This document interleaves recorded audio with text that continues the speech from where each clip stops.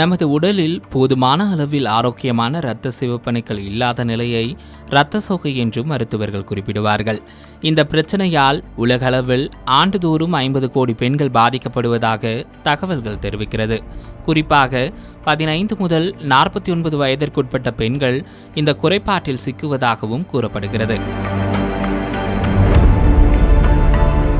இந்தியாவில் இளம்பெண்கள், கர்ப்பிணி பெண்கள் ஆகியோரில் 57% அதிகமானோரும், தமிழகத்தை பொறுத்தவரை 53% அதிகமானோரும் ஒவ்வொரு ஆண்டும் பாதிப்படைகின்றனர்.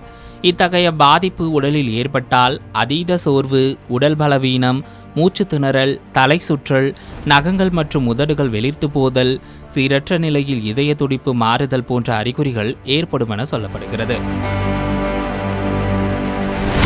சரி, இவ்வளவு மோசமான பாதிப்பை இந்த 10 உணவுகளை சாப்பிடுவதன் மூலம் சரி செய்யலாம் என்பதை பார்க்கலாம்.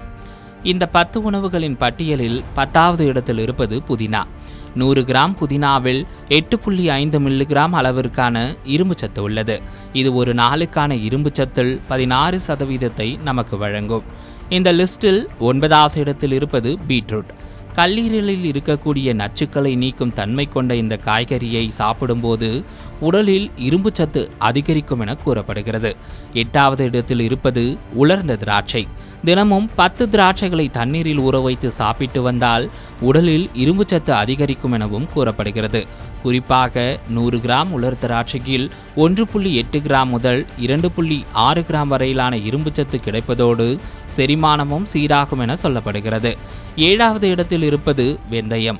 இதன் பெயரை பிரித்தால் வெந்த ஐயம் என்று கூறலாம்.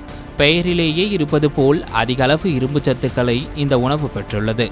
இதை அரைத்து பவுடராகவோ அல்லது உணவில் கலந்தோ சாப்பிட்டால் உடலில் இரத்த அணுக்கள் அதிகரிக்கும் என கூறப்படுகிறது.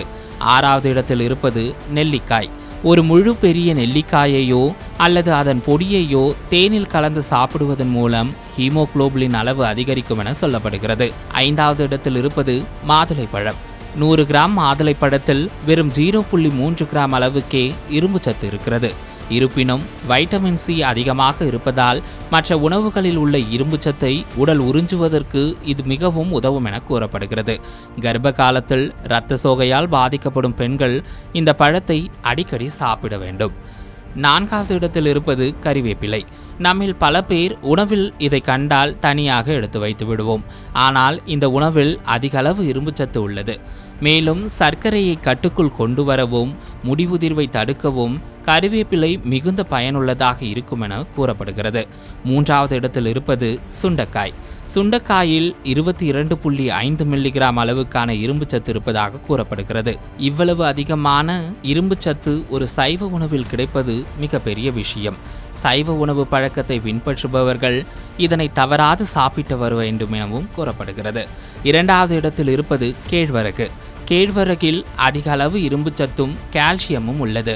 இந்த பற்றாக்குறை உள்ளவர்களுக்கு இந்த உணவு அருமருந்தாக அமையும் என சொல்லப்படுகிறது.